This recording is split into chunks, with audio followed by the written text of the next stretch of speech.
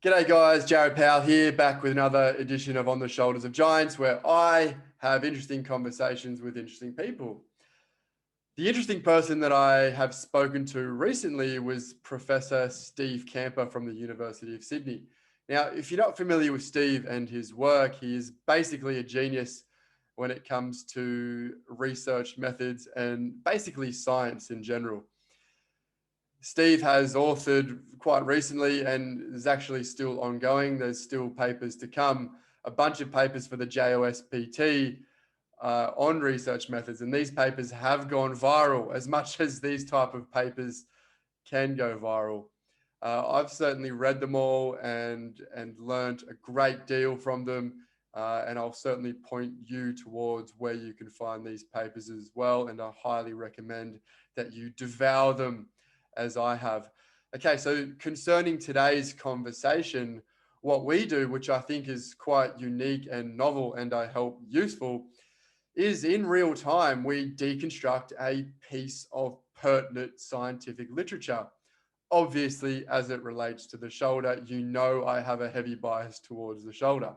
So what we do is we literally go through the entirety of the paper. We start with the objectives, we go through the methodology, we look at the results and the statistics that they use to derive their results, and then we look at the conclusions drawn to see if they are in fact accurate. And we weigh up whether the information that this paper provides is valuable or whether it can be improved and how much it will impact our practice. Because this is what we should try to do when we try and read evidence. We try and look at the pros and the cons and how applicable it is to us as individual clinicians and the patients that we see. So without any further ado, I bring to you a fantastic conversation that I had with Professor Steve Kamper. I really hope you enjoy it, and I'll see you guys next time. Cheers, bye. Okay, we are live with Stephen Kamper, the extraordinaire from down in Sydney, aren't you, mate? I am, yes. Welcome to the show, buddy. This is a real treat for me to talk to you. I'm going to talk about why in a moment, but firstly, welcome and thanks for joining me. Thanks for having me along. It's fun. No worries, mate. So the reason why I sort of first came aware of you, which may be ignorant, is your viral series of JOSPT evidence and practice papers, which have been coming out probably over the last year or two, perhaps? Yeah, mid 2018 we started publishing them. Yeah. And the last couple, I think, have gained a lot of traction somehow. Maybe it was just momentum over time, but certainly they've become more and more popular. So credit to you. And I was just talking to you off air a moment ago of how impactful I think they've been for the physio sort of profession as a whole. So thank you. Good work. Thank you. Cheers. Yeah, no problem. So to sort of set that up, we're going to go and try and deconstruct a paper live in real time, which I've really never seen done before and might be a little bit clunky, but I think this is the best way for me personally and also for others to try and get an idea of how we actually approach a scientific paper. Where do we start? Because it can be overwhelming. Especially when you look at the methodology and the results section, and there's numbers and there's percentage signs and there's mathematics and there's weird abbreviations everywhere. It can be quite a sort of daunting proposition. So why I've got you on is so you can help us mere mortals try and understand some of the stuff. Are you up for that? Are you ready? Let's do it. Cool. So, mate, we've always got to do an intro. So Steve, tell me a little bit about you. Sort of how did you get to this position that you are now as a research man down at the University of Sydney? And what's your background? Cool. Well, thanks for having me along. So my background, well, in this life anyways, I studied physio, and I went into private practice for a brief period of time and found that didn't really suit me that well, and found it raised more questions than it answered for me. And shortly after being in practice for a little while, got an opportunity to come and do a Ph.D. In whiplash and back pain. Did that, and it kind of just all gone off from there. Fortunately, I was a better researcher than I was a physio, and so that's all been pretty successful to this point. So most of my research has been in in the field of pain. But I mean, I've been fortunate in that I've been exposed to lots of different types of research, and I guess that's given me a bit of an interest in I guess the scientific method. And so I like that, and I'm passionate about what understanding that can do for us as a community. And I'm not talking just the physio community, but as a broader community, to understand the way the world works and understand how we can solve some of the problems that come up before us. One of the things that I realized over time talking to a lot of clinicians is that a lot of them are scared of research, and everyone wants to do the best for their patients and wants to be evidence-based. But I think a lot of people are in a really difficult position because they don't have the skills to pick up research and understand what's good, what's bad, what to throw away, what to incorporate, and how to bring all things together. And so that's sort of where my interest in trying to find a better way of I guess deconstructing the research process and making science more accessible to clinicians came from. And I really think it's feasible and possible, because I think if we can get hold of a few reasonably straightforward concepts, then it'll make the whole process possible. So that's my mission at the moment, is to try and get people a little bit in touch and become better informed users of research evidence. Yeah, it's such a necessary mission that you have, Steve, because you touched on it a moment ago, just broadly in society, particularly coming off a particular president's last term in a country, in the dominant country in the West, who didn't really particularly rely upon science. It's almost, in science, I mean, we say science, like what is science, right? Like when we're looking at sort of experimental or empirical facts that perhaps that have been revealed through a well-controlled experiment and perhaps replicated and blah, blah, blah, blah, blah. And to have somebody in position of power like that sort of shun or turn it away, it's quite interesting. Anyway, we don't want to get political, but I think this mission that you have has resonance outside of just the physiotherapy industry. So you've got your work cut out in order to change that at scale, Stephen. So I look forward to you. Sorry, can I pick up on something you said there? Because I guess that, I've spent a fair bit of time thinking about what it means, what we mean by science, and what it means to be a scientist and that sort of thing. And I guess where I've come to is all we want to is what science is. So people say science says this.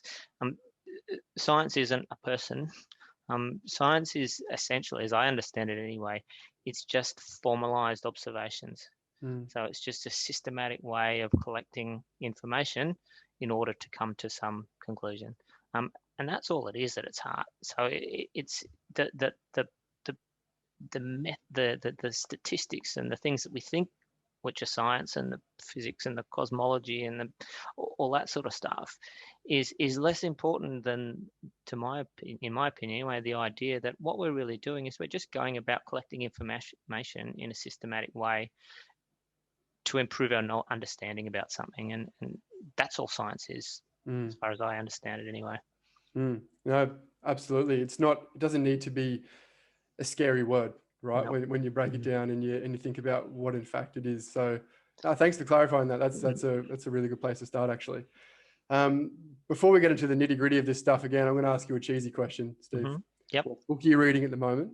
Yep. Or what TV show are you watching? Don't be embarrassed either way. All right. Okay. So I've actually just finished a Brene Brown book, Braving the Wilderness. It was really good, and I'm a little bit into War and Peace at the moment. I promised myself forever that I'd read that, and it's a bit of a slog, but and it's obviously pretty long, but we'll see how we go with that. I'll have a chat with you in 5 years' time. I may still be reading it. It'll look good on the shelf nonetheless, Steve. Yeah, that's right. Yeah. What about TV show? Anything? TV. So what have I been watching? Been watching a bit of RuPaul's Drag Race of late. Myself and my partner have been getting into that. Yep, nice. That's fun. Yep. And Scrubs is a bit of a go-to for me when I want something short and something easy to Yeah, digest. it's comedic gold, that show, Yeah, isn't it? It never yeah, gets it's old good. either. All right, beautiful. So now Cool. we know a little bit about you, Steve. So it's always good for people. We're gonna get into it. So Cool. today's paper, and then everyone knows I have an interest in shoulder pain, so obviously had to bring up a shoulder-related paper, and this is quite an infamous paper now, which sort of is called "Can Shoulder Arthroscopy Work?" or the Seesaw trial, which is effectively a paper that came out, I believe, in 2018, which was the first of its kind, or certainly the first in the shoulder, to compare a placebo surgery to an actual or real surgery. And the real surgery in this circumstance was a subacromial decompression surgery. And they also had a third group, which was a no treatment group. So it was a 3-group trial. And I'm just going to, for everybody's benefit, I'm just going to share it on my screen now. And so this is the title of the paper. Now, Steve, we're going to start with this wordy title because this seems like an obvious place to start. A multi-center, Yep. pragmatic, Yep. parallel group, placebo-controlled, 3-group, randomized surgical trial. Perhaps it's good to go just word by word here. What the hell does this mean, and what are we getting in? What are we in for here?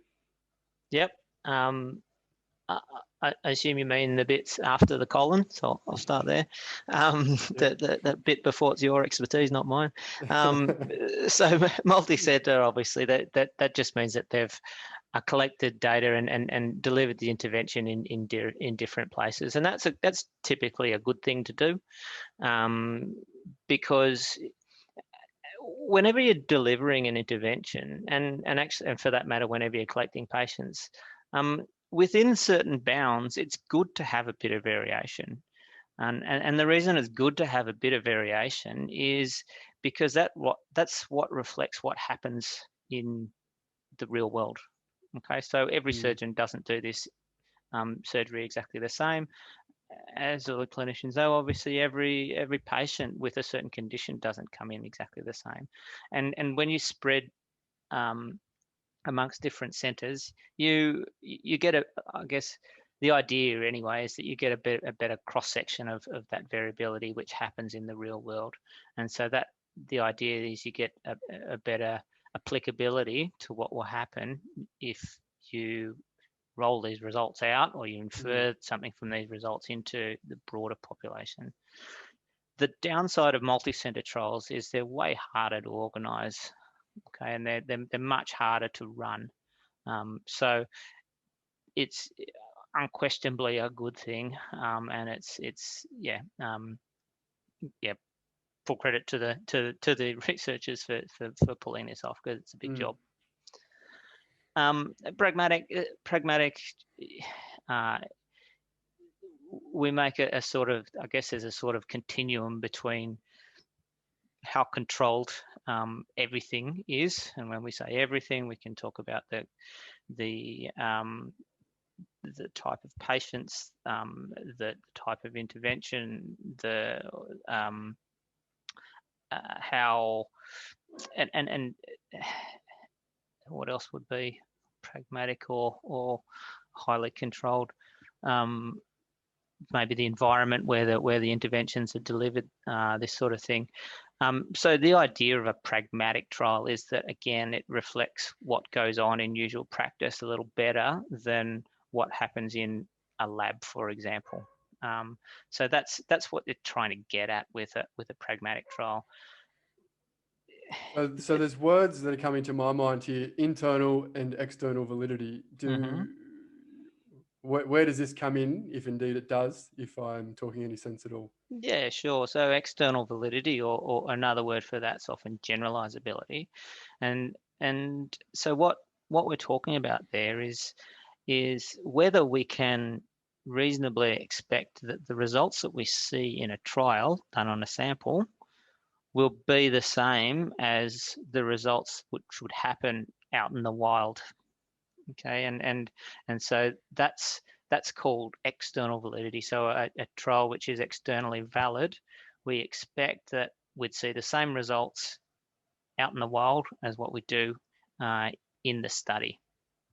And so these components or these factors in the trial, the multi-centeredness and how pragmatic it is, are designed to make that external validity better, or these results be more generalizable.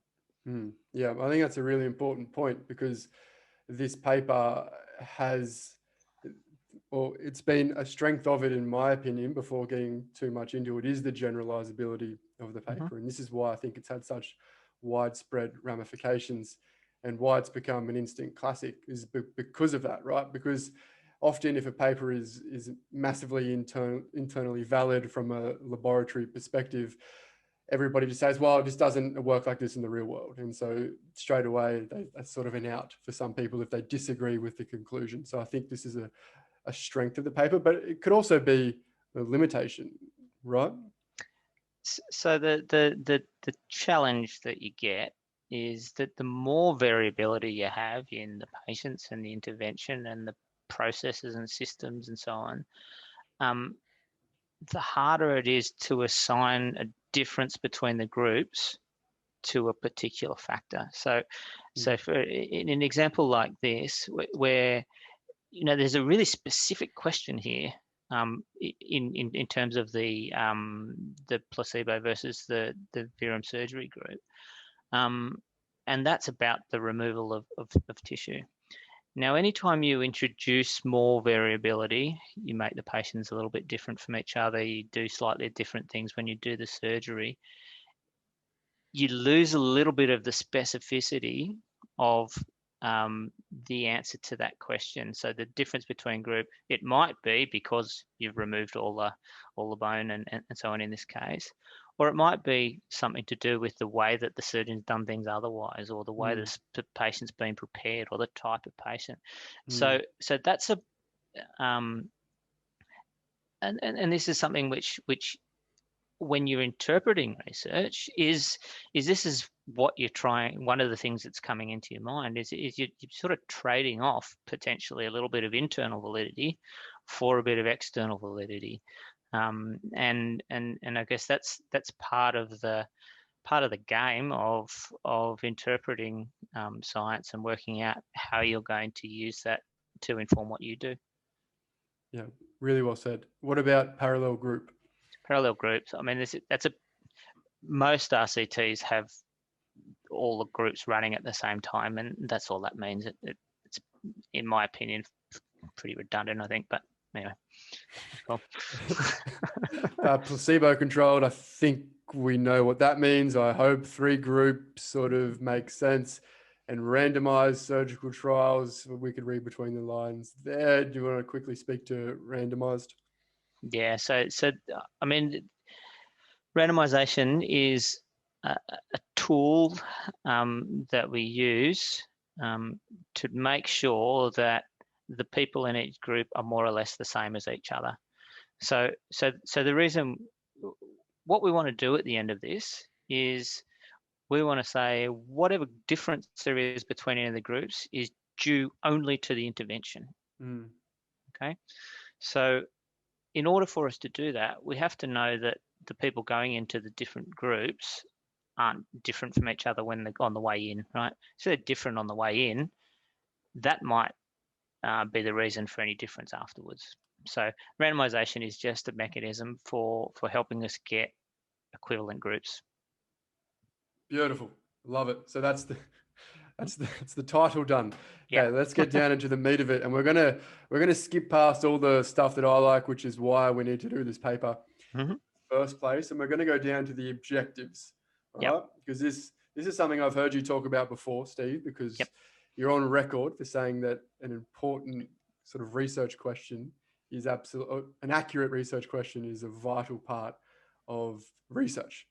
So I'm going to hold you to that, and then I'm going to ask you to determine whether this is an accurate. Well, it's pretty hard at the start because we haven't seen the conclusion. But do these 2 objectives of the paper sort of justify the supposed intent? So the 2 objectives are: compare shoulder surgery with and without the essential surgical element. So that's objective number 1. So is there a difference between a placebo surgery and a real surgery. So placebo surgery, there is none of that essential surgical component, which is the shaving of the acromion or the removal of the bursa or a Yep. bit of a nip and a tuck here and there, whereas the subacromial decompression, actual surgery is all of that included. And then objective number 2 is surgery, either placebo surgery or actual surgery versus no intervention. So is there a difference between surgery in whichever form versus no intervention? So what's your opinion on the clarity of these objectives here? Do they set up the study nicely in your opinion? Yeah, good. And that's the place to start. So Mm. so if you're coming in and reading this paper, is it crystal clear to you what they want to do? And I don't know, that seems pretty clear to me. You've Yeah. got to, so that that's really the first thing you want to convince yourself when you're reading this paper. And actually, if you can't get hold of that, read another paper. Yeah. Because you're not going to be able to interpret whatever spits out of it at the end of it anyway. So that clarity, and yeah, look, to me, those two things, you should be able to make sense of that in your head, and all that needs is your common sense. So is it clear to you what they're trying to do? It's a placebo surgery versus a real surgery. There are details which are inherent in that, and you need to go into the paper to work out those details because they're important. But you could think of it as two different types of surgery. And is that clear? Well, yeah. Surgery A versus surgery B, is there a difference? Yeah, that's clear. The other one, surgery versus not surgery, is that clear? Oh yeah, that's clear. So that's the place to start, and to me that makes sense. Then you have to know something about the patients, and you have to know something about the outcomes. So that's fine. That's the first question, and if you can't get hold of that, I wouldn't read on. Seems clear to me. The second thing, which I think you're getting at, is does it matter? And if I'm a methodological advisor to someone, it's not for me to say whether that matters or not. This is not my area.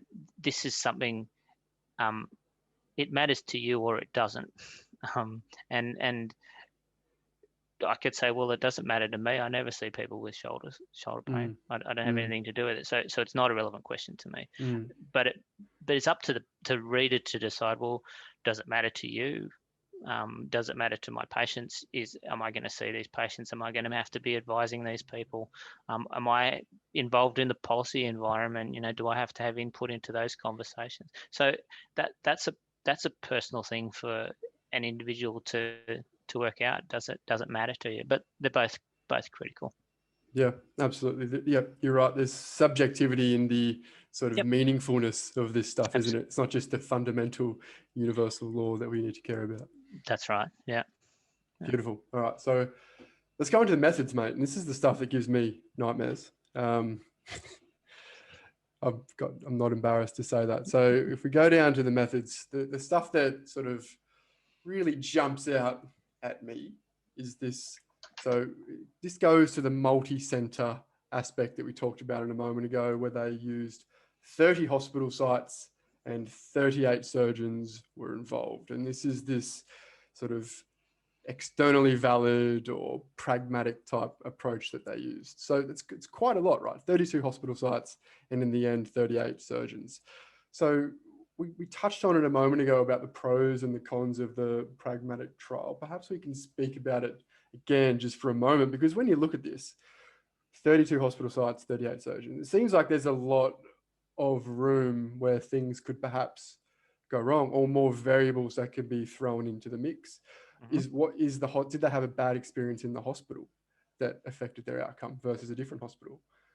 Or was the car parking bad out the front versus another, a higher and lower class of hospital, for want of a better word. So these are things that perhaps could confound the outcome. Do you want to speak to that for a moment? Yeah, sure. So I mean, the first thing to say again, and I guess I mentioned it before, is kudos to the people that organise this. I mean, most of you working in practice would have could think of dragging together 40 or 50 of your colleagues, even within your same profession, and trying to organise and agree that you're going to do things the same way, and understand how difficult that would be. I'll resist the temptation to make a joke about surgeons specifically, but I think it would work the same in any profession. It's an amazing feat what they've achieved here just on that, in that regard, in terms of organising and getting everyone on board to do this. So you mentioned there might be variability between hospitals. That potentially could be a problem, but remember what we're thinking about here, and we're thinking about the between group difference. And as I understand it, the randomization was stratified by hospital. What that means is that within a hospital, they make sure that there's people in the treatment group and in the placebo group, and also in the control group as well. So what that means is that if you're talking about bad parking at the car in the hospital, for example, it should be equally likely that affects people in all the groups. So it would be a problem, absolutely, if it was a cluster randomized trial, for example. Okay, so if it was, what we mean by that is if you randomized hospitals to get to be the control group or the intervention group, and so everyone in one hospital was in one group, everyone in another hospital was in another group, then those things might be critical. It's less of a concern with a design like this because people were randomized within those what we call strata. So a hospital might be a strata or stratum, and so they make sure that there's people from all the groups that go to that hospital. So yes, as I said, there will be variability, but the question here is, is that variability likely to impact the between group difference? Okay, so the variability between hospitals is not so important. Excellent. That's very clear. So we've got to look further. So if we see that and we're worried about, wow, there's all these hospital sites, there's all these different surgeons, then you look closer, and if it's done in a stratified way versus a cluster way, then that would give us more information about how much confidence we can have in the variation, perhaps between hospitals or surgeons or what have you. Yeah. Nicely done. So that's good, because again, that's something that would jump out at people and they may latch onto that, but we have something that can qualify that. So excellent. That's right. The next thing is it was randomized 1:1:1 for the three groups. Yep. What does that mean? It just means we've got three groups, and everyone, there's roughly the same number in each group. That's typically the most efficient way to run a randomized control trial in terms of the statistical tests that you do. It's the most common way of doing RCTs. You generally have groups which are balanced in terms of their numbers. That's pretty. I've seen just one recently. It was a frozen shoulder trial called the Frost trial, which is a great name, which came out and it was 2:2:1. Yep. And I had to go and do a little bit of research about it, and it was interesting because I never thought. Well, I'd come across it certainly, but I'd never given it much thought as to why and when that was utilized. Do you want to give an example of when sort of an unequal allocation might be used? I don't know the answer to that. Yeah, you might.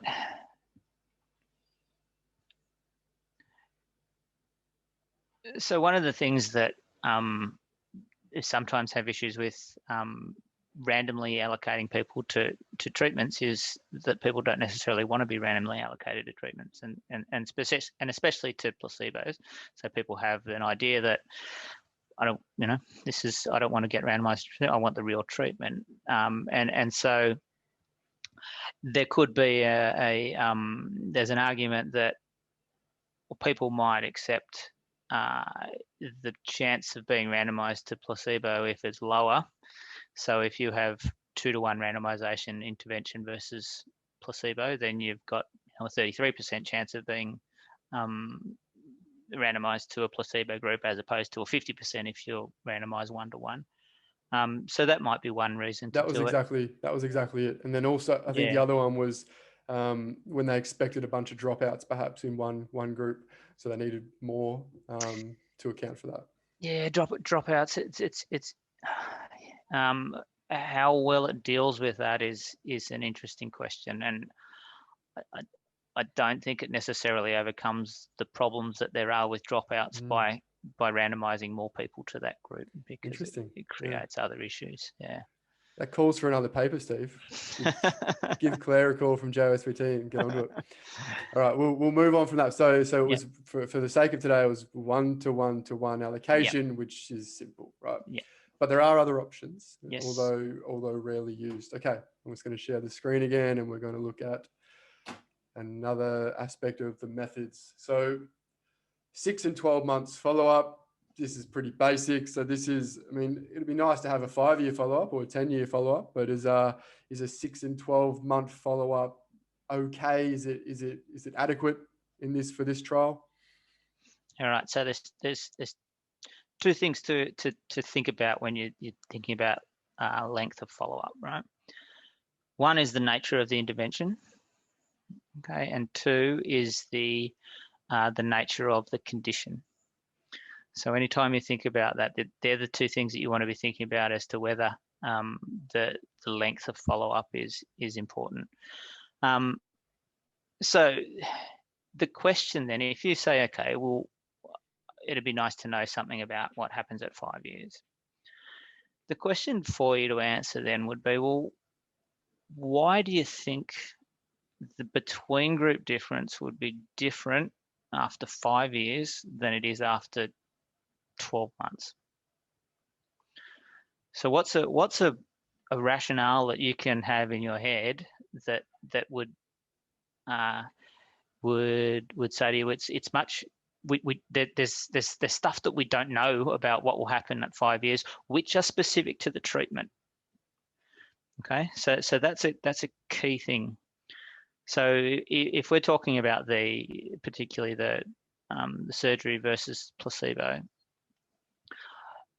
why do you think that difference would be more important or more or larger in 5 years after 5 years than it would be after 1 year?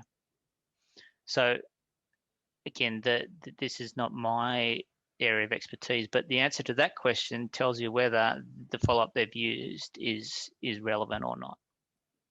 Yeah, so I'll put some shoulder stuff into there to give people a bit more vivid imagery. So so there could be an argument from detractors of this trial that perhaps if the placebo surgery group may have a worse result over time due to progression of a rotator cuff tear, for example, due to ongoing impingement. And people who know me know that I don't really believe anything I'm saying, but I'm being devil's advocate for myself. Then perhaps that may be a limitation because we don't know what happens down the line. And progression of rotator cuff tear size has been correlated to worsening symptoms over time as well. So that could be an argument to make that we need a longer follow-up. And so would you sort of agree with that? Sounds plausible to me. You know, and I don't know, maybe these researchers have approval to try and chase these people up in a couple of years' time as well, and if they can get some money for it and all that sort of thing. I don't know. So there is a 10-year trial going on at the moment comparing placebo rotator cuff repair, so not decompression, to real rotator cuff repair. So that's a 10-year follow-up. So we're not getting data from that until 2029. So that's going to be fascinating. So respect to those people for getting that done. Yeah, for sure. You know, I mean, obviously the challenge with long follow-up is keeping people in the trial. So so the extent to which you're successful in following up as many people as possible will determine how useful those results are. Yeah. So yeah, I mean, hopefully they can keep people in and get a answer to a long-term question. That is another important point that you raised, actually, that I've not really thought about, because I'm not primarily a researcher, is the difficulty in getting data 10 years later and 5 years later. So that's really important, and something we don't think about. I don't think, or clinicians don't think about, is how hard it is to do research, how hard it is to do a randomized controlled trial, right? Get the funding, get the participants, and do the follow-ups and do all of this crap. It's challenging. So I think when I say we, like clinicians, should appreciate that it's hard to do good science. And I know I'm just saying that science word again, Yep. but it actually is. And we're quick to, I'm seeing a trend on social media to criticize to the nth degree every paper that comes out and say, this is a rubbish paper. How do they get this published? It's not easy until you've actually been in that position. You've had experience with that. Yeah, for sure. It's a challenge, and I think definitely when you have some experience and opportunity to observe what it takes to do big studies and collect data from a lot of people, you do read papers differently, because you do, and as I said, that I mean, for me, shoulder is not my area, and surgery is certainly not my area, but I read a paper like this and go, bloody hell, that's an amazing job they've done to pull that off. Irrespective of the results, it's an amazing, it's an amazing effort. Total respect to David Beard over there in the UK, who pulled this off and got it published in the Lancet as well, which is no mean feat. Okay, so we're going to go down to, what other questions did I have for you, mate? So, okay, there we go. So I think they ended up with 88 in the decompression group, right down the bottom here, 93 in the arthroscopy only, which is the placebo group, I believe, and then 84 in the no treatment group after 12 months. So started out as 106, 103, 104, a few dropouts, and then a few more dropouts. So is this sort of a normal number of dropouts that you see? It doesn't look too profound, doesn't seem to affect the final power analysis, does it? Nah, it's pretty good. I mean, what are they? They're sitting at 80, 85%, something like that. As I said, with a big study like this, over 12 months, that's pretty good. There isn't an answer to the question how much dropout is okay. And actually, what matters about attrition, as we call it, so the number of people who are no longer, you don't have data from down the track than you started with. That's a terrible way of explaining it. So how many people drop out of the study? What's important about it is whether they're the same as the people who stayed in the study. Okay, so that's actually what you want to know about the dropout. So that and the issue with small dropout versus large dropout is those differences are unlikely to make a difference to the estimate of treatment effect if you've got not many of them. Okay, so if you've got a small amount of dropout, 5%, something like that, it doesn't matter so much if they're quite different, because it just doesn't affect the results because maths. So if you've got more, then that uncertainty becomes more and more of a potential issue, and you just don't know. So as I said, that's why there isn't actually, we can't say bang 80%, everything above is fine and everything below is no good. But typically, most trials we seem to be reasonably comfortable with 80% and more. something Yeah. like that. Anyway, I think for the Pedro scale, I think it's 85%. The threshold is, but again, yeah, they're absolutely arbitrary. Okay. Yeah, good to know.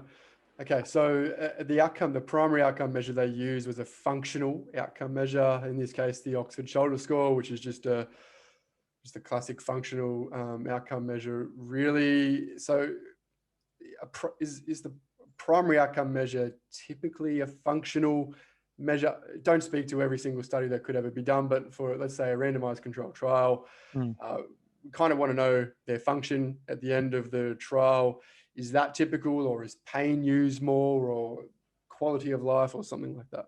Yeah, look, I mean, it does depend on how you would choose an appropriate appropriate primary outcome is based on the condition, based on the intervention. Okay, so and the way things have moved increasingly, but probably over 20 years or so, is to work out, well, actually what matters to patients. And so that's where we get this idea of patient-centered outcomes.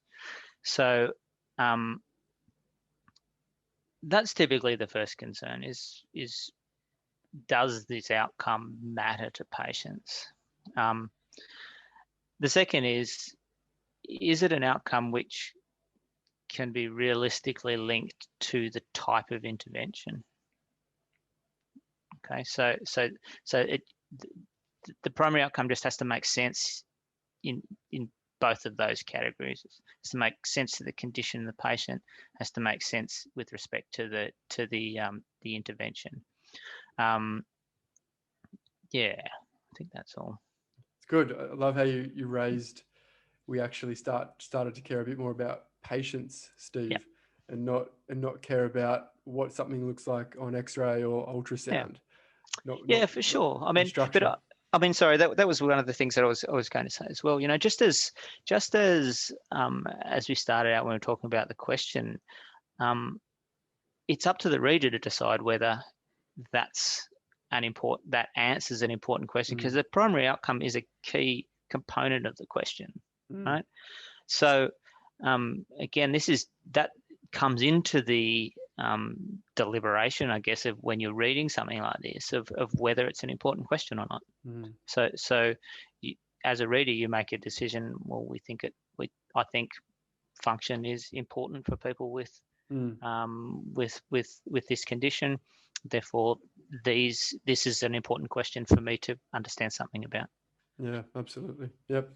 No, I agree with that. And then I think using a functional outcome measure, a patient-reported functional outcome measure, is all the rage at the moment, and it's for good reason too. Because for my bias is I don't really care what it looks like on a scan or what their strength measurements are. Is that person okay to live their life with that particular function? I think that's important for me. Yep. So I'm happy with that. So I think we're going well now, mate. Let's get down into.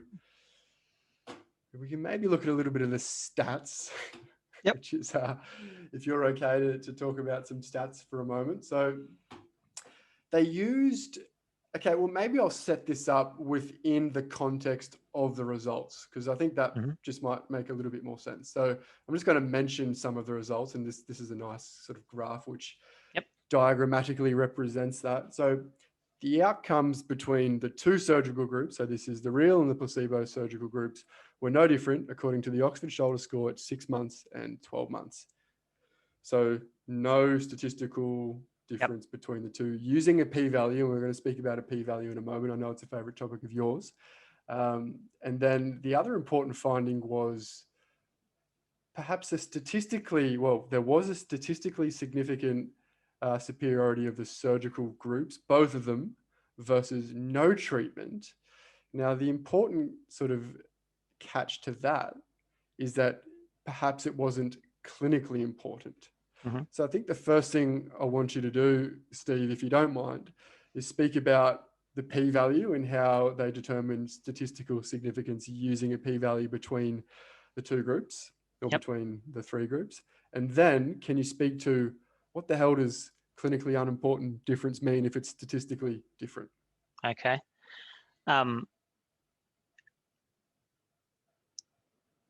the way you asked that question, something jumped into my head, which is it would be better if you ask that the other way around. So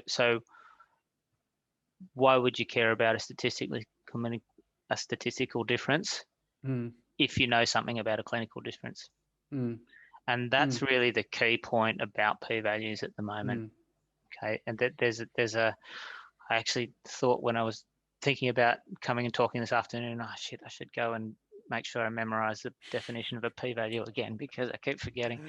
That gives me hope, Steve, if you're forgetting.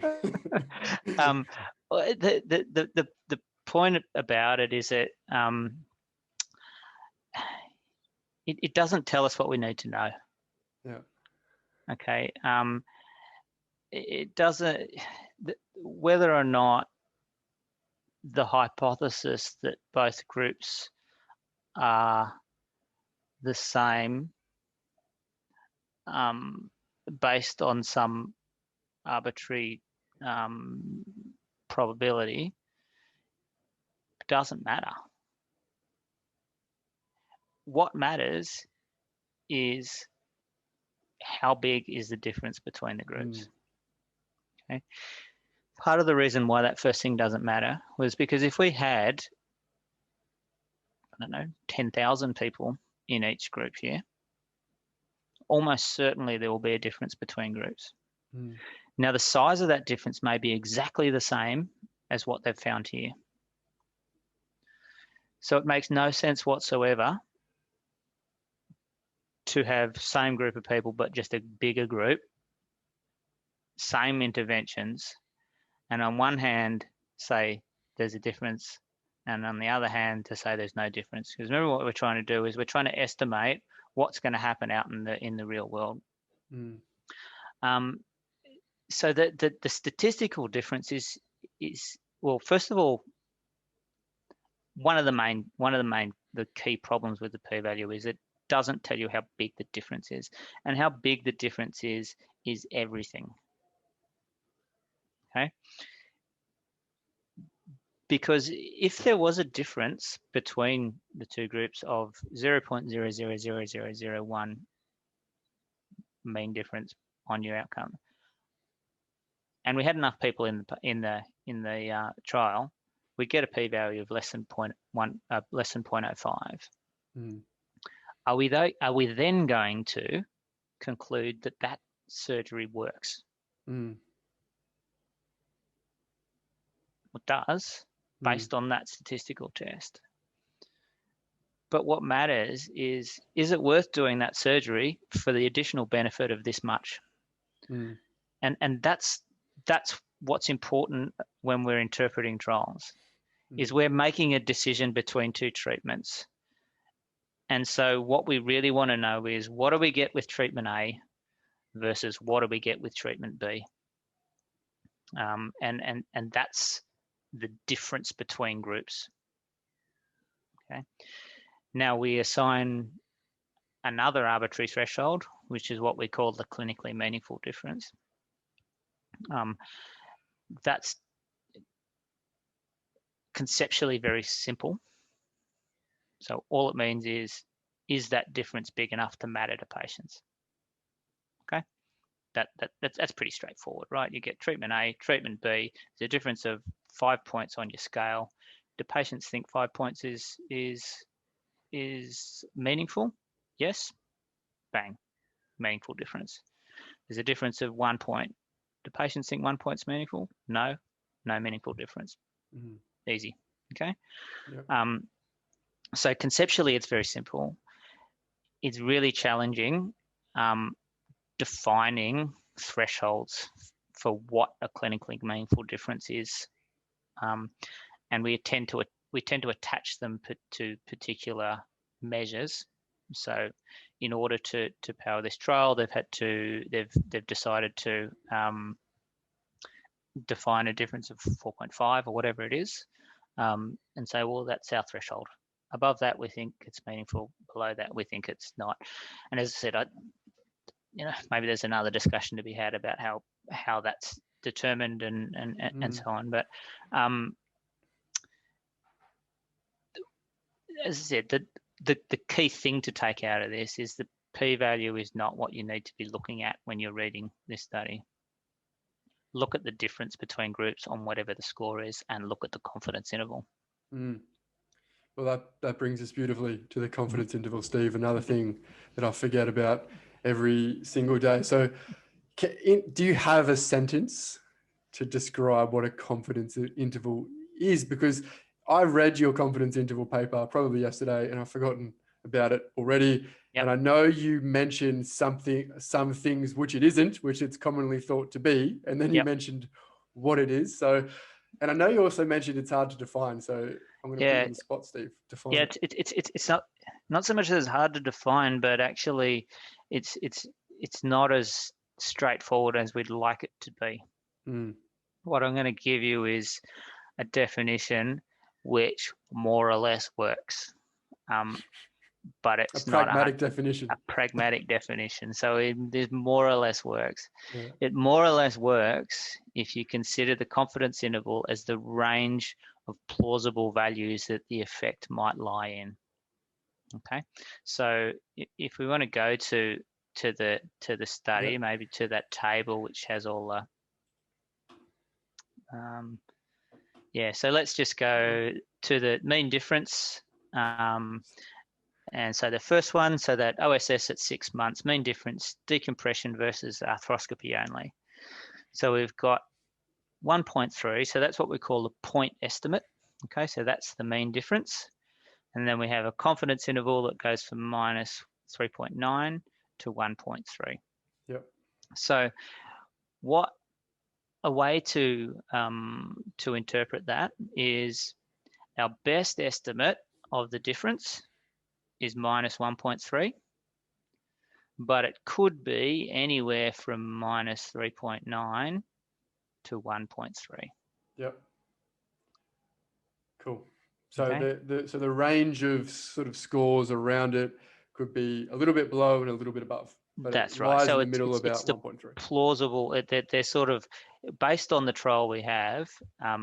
That's about as accurate as we can be in terms of saying, well, this is how big that effect is or how big that difference is.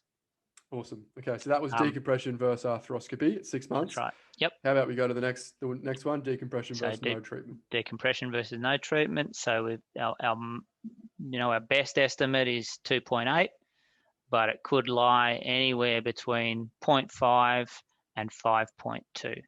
Now this is where the challenge gets, right? The challenge comes here is because we've said our estimate of a clinically meaningful difference is 4.5 or something. Yep. So our plausible, we could have the range of plausible estimates goes beyond that. So it might be that there's a difference, a meaningful difference, if we assume that assuming our meaningful difference is rock solid. Yep.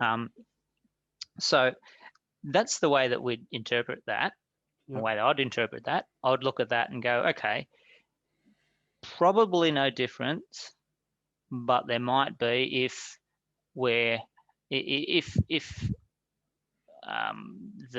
real difference. So when I talk about the real difference, that's what would happen out in the wild. Okay, if everyone with the condition in the whole world, now and forever, got randomized to decompression versus no treatment, there would be a difference between groups. Yep. What the study is doing is estimating that difference. And it's saying, we think it's about 2.8, but it could be anywhere between 0.5 and 5.2. Yep. So if it's right down the end of our estimate of our plausible range, then it might be that there's a meaningful difference. Beautiful. Okay, so that's expertly said. So this sort of speaks to this point that, so looking here, 0.5 to 5.2, that's the 95% confidence interval. So upper margin of 5.2, which is exceeds this minimal clinically important difference between the two groups. So this is decompression versus no treatment. But at the lower end, or I don't know how you, what the formal, we is only typically call 0.5. about lower bounds and upper bounds, or exactly. upper edge and lower edge, something like that. Yeah. Something with upper and something with lower. That's right. Yeah. and we're seeing that maybe that in some it could be clinically different, in some it may not be. But if you look at the statistical, so what the confidence interval doesn't say is that some people will get 0.5 and some people will get 5.2.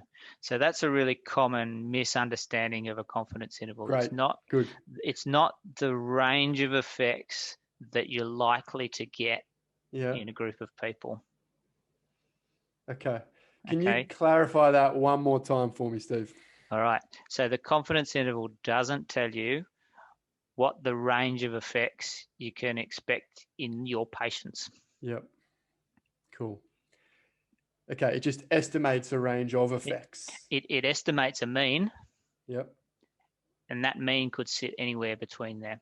Okay. Cool. Yeah. Okay. Yep. I have that now. Mm-hmm. Thanks for pulling me up there. Excellent.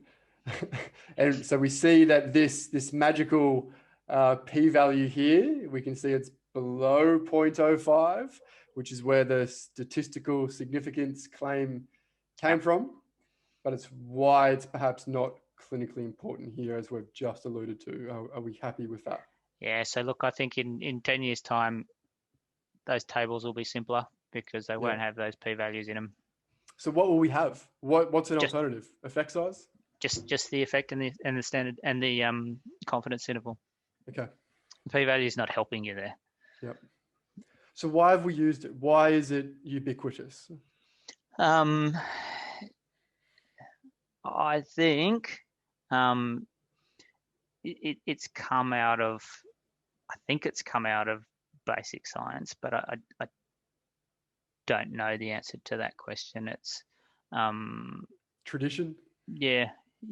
I mean, actually, in the last couple of years, the American Statistical Society or Association or whatever else has come out with some guidance, which is, there's a massive debate going on in the statistics fraternity about when and how p-values should be used and all that sort of stuff. But they've more or less come out and said, for this sort of stuff, it's not helping us. Okay. Can I sort of repeat what you said just for everybody to highlight? So a p-value doesn't tell us about the size of the effect between two groups, which is kind of the whole damn point of doing an interventional or experimental trial, right? That's right. Especially when there's surgery involved, which perhaps comes with side effects or adverse events, which we'll hopefully talk about. It doesn't tell us how big a difference is. And we kind of need to know that if we want to give all the information that we can to a patient who is considering going under the knife or not about all of these things. Would you agree with that? For sure. So let me give you an example here. So as I said, let's say there was, can we go back to that table? Yep. Let's say this study ran again, and as I said, had 10 times the sample size. We had, and I don't know which direction these minuses and pluses are in, but let's say the same effect size, 1.3. And we only interpreted the p-value, right? So we've got it 10 times as big. We've got a difference of 1.3. We've got a p-value of 0.02. And then we go to a patient and we say, well, you should get decompression surgery because it's better than placebo. Yeah. That's what we conclude if we're doing it on the basis of p-values. And we would get that if we had a study 10 times the size of this one. So what you're saying is, and I hate saying that, what you're saying is, can I suggest that what you're saying perhaps is that the sample size is very influential in determining the statistical significance using a p-value? Absolutely. So that's just a mathematical construct, right? So what else sort of goes into it when we're using a p-value? What are some of the other data for people who perhaps don't know? So it's the variability in your outcome, Yeah. and the sample size. Okay. Yeah. So that's just not, I don't think that's widely known, that something, you change one variable, albeit we made it hugely different, but even if Yeah. we didn't make it that much bigger, right? Not Yeah. by an order of magnitude of Mhm. 100 or whatever, Yeah. then it still really affects the outcome, the sample size, even though the intervention or perhaps the mean difference between the two is not changed. And that's entirely the point. Yeah. And so then the question becomes, and like circling right back to where we started, do we care about statistical significance, or do we care about the difference and the clinical Yeah. meaningfulness of that difference? And as far as I can tell, there's no reason why we should be using statistical significance to make clinical decisions, but we absolutely should be taking into account the meaningfulness of a difference to make those decisions. That's going to be the catch cry or the catchphrase of today's conversation. I love it. All right, let's get going. Let's go to. We're going to try and be a little bit quicker, mate. I'm just trying to be conscious of your time. So let's look at. I think we're getting down on just quickly. Intention to treat analysis versus a per protocol analysis. Just all right. What's the difference, basically? So basically, we're talking about the problem of non-compliance. Okay. So whenever you give, or whenever you say to people you're going to get treatment A, and all clinicians will understand this, some of them do it and some of them don't. Okay, and that happens in trials just as it does in clinical practice. The question for a trial is, what do you do about those people? Okay, so in terms of their data, what do you do with their data?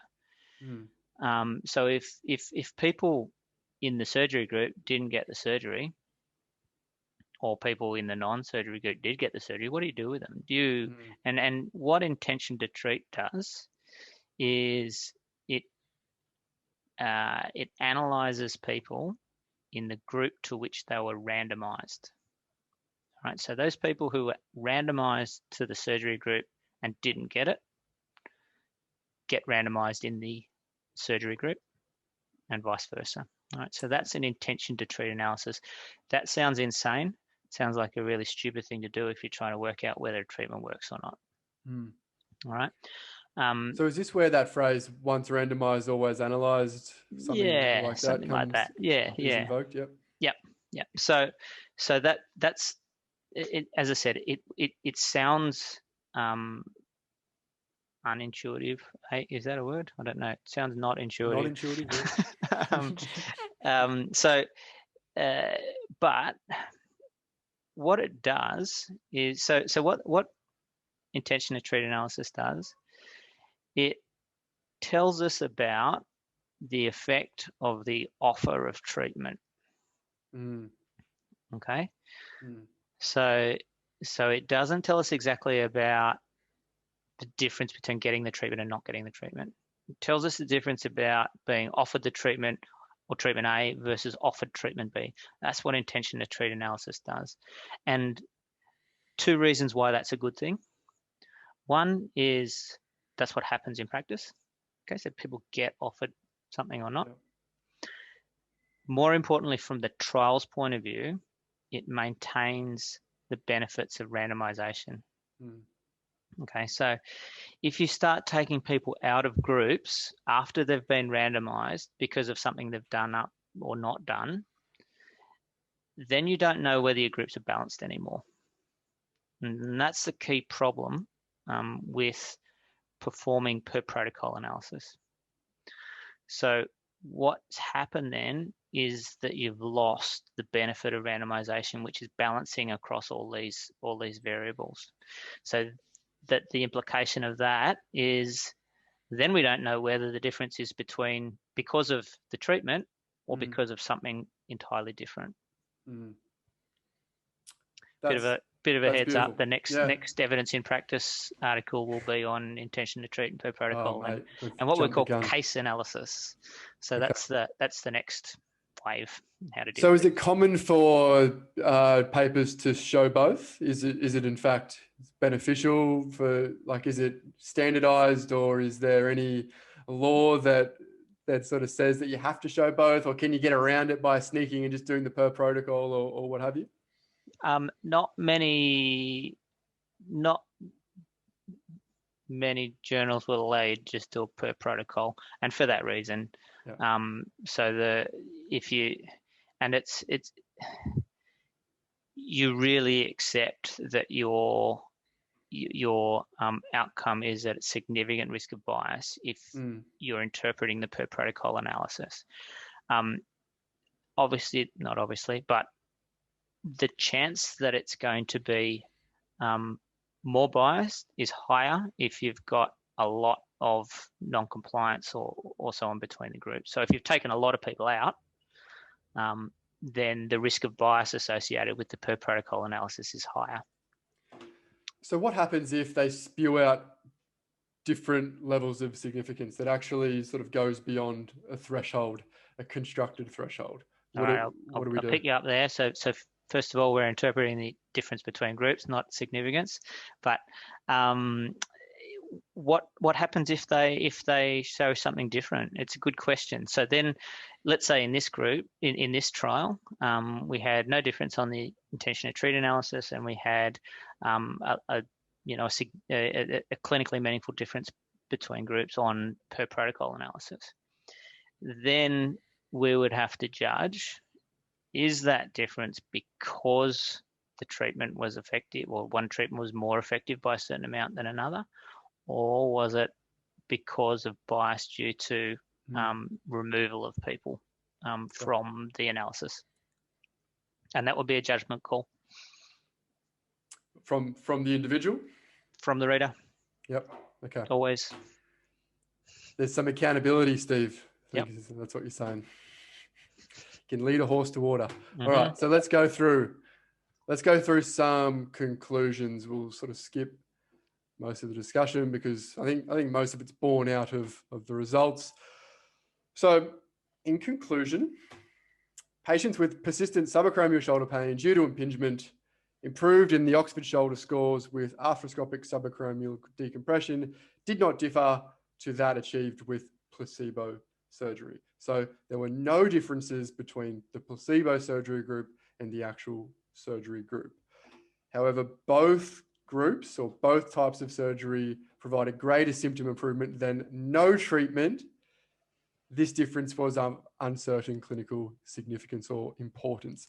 Now, I'm going to come back to something that you've said many times today, that perhaps we should be mainly looking at that second part of that second sentence and looking at the clinical, the perhaps minimal clinically important difference between the two, if one or does exist or does not exist.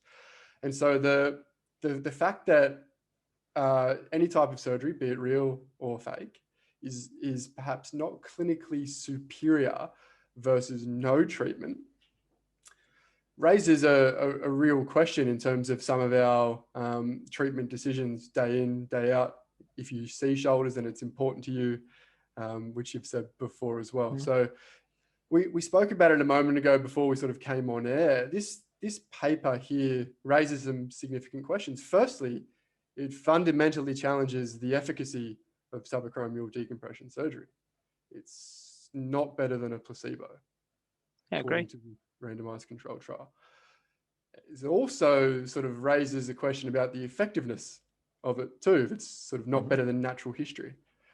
So these are interesting questions, and I've got some strong opinions about what we should do with this information. But what do you think we can deduce from this? Like, is this a well done trial that we can apply sort of out into the real world immediately, or do we need to do further replication studies, or what do you deduce from this?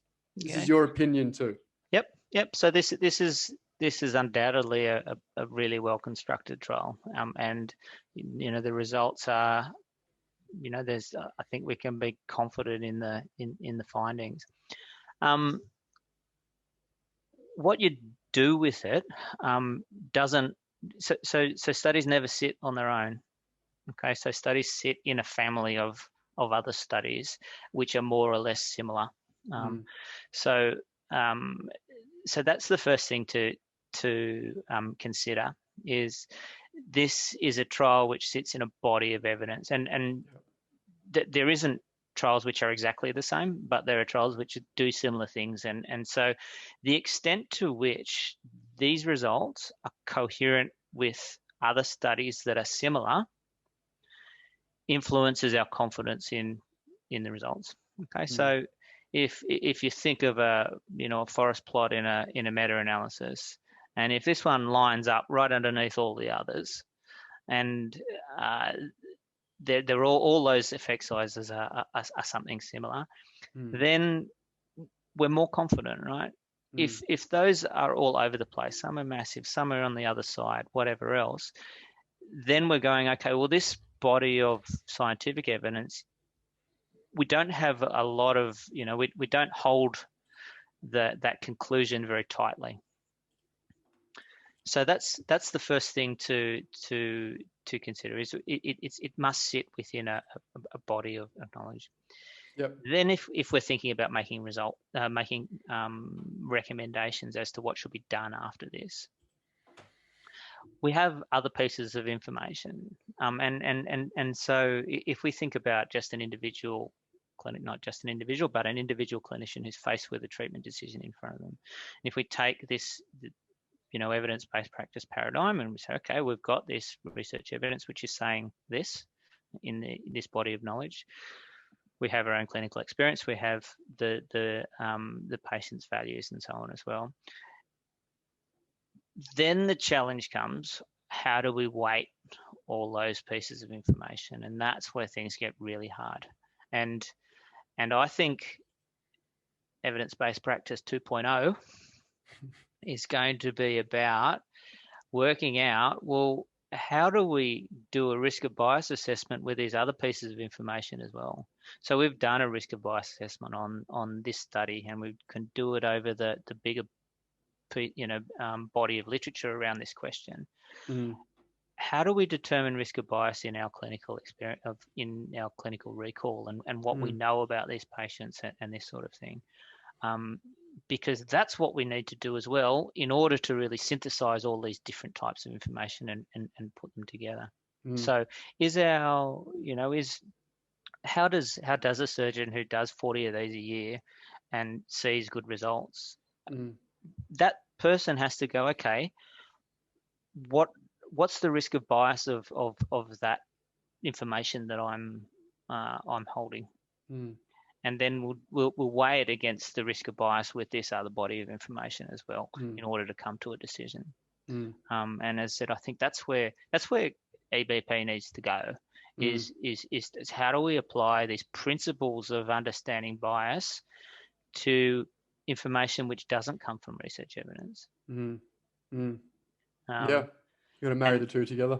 Absolutely, and so then that's how you use this this information, in my opinion.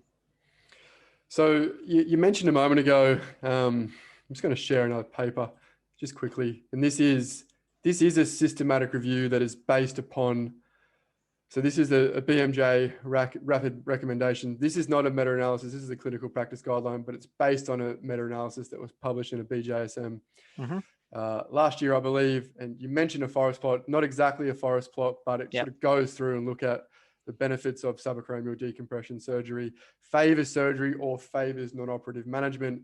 No important difference between the two, sort of the whole way down from pain, function, quality of life, global perceived effect, et cetera, et cetera. So I really love how you sort of brought that up. And then in terms of no paper exists in a vacuum, right? It comes within a wider context or a wider body of work, which you beautifully said.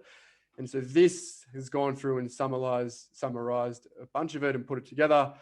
And so are we more confident, Steve, not just looking at the results of one clinical trial, but looking at the results of many compiled together, if this is the outcome that it produces? Yeah, For sure. Yeah. I mean, and you know, we still do have to make judgments about the coherence of that body of evidence and that sort of thing. But absolutely, the extent to which we've got different, similar questions answered in slightly different ways, which give us the same answer, that leads us to be more confident that whatever the answer it is the answer. Similar to the results of this study, where yes, they have their primary outcome and they report those results. The secondary outcomes all show exactly the same thing. Yep. And so now, if those secondary outcomes were all over the place, if they're bouncing about, we would be less sure then about the findings of this study. Yep. But because they're so coherent, and and similar constructs give us similar answers, so they had another function score, which is measured in a different way, but it showed pretty much the same thing. So that adds confidence to the finding. Yep, no, absolutely agree. Okay, I'm gonna just finish with one question. Just quick few tips and tricks on how to read a research paper in an optimal manner. Now, I know we started with the objectives of the paper, and I assume you're going to start there. Are there any others along the way that a clinician scientist sort of should look for when they're trying to improve their reading of the literature? No, I mean, cut my grass a bit, but I think we don't be afraid to spend time working out what the question is, and spend some time on it, and think about whether it's important and how much it matters to you, and understand it, with all the clarity that it needs. It's you can't interpret the methods or the results without doing that. If we're thinking about trials of treatment effect or treatment effectiveness, look at the between group difference. Don't worry about the p-value. I mean,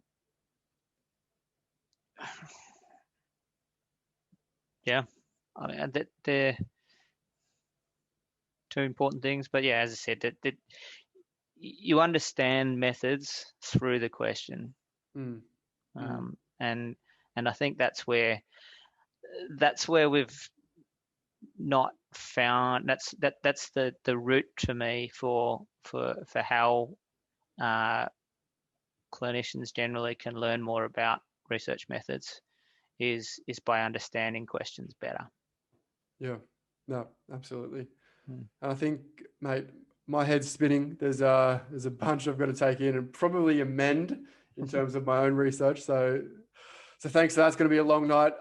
Really appreciate your time, Steve. No worries. We didn't even get to talk about placebos either. I was hoping we'd have a shot at that. It's you've got a standing invitation. Don't worry about that. I need to recover for a few months and I'll get you back on.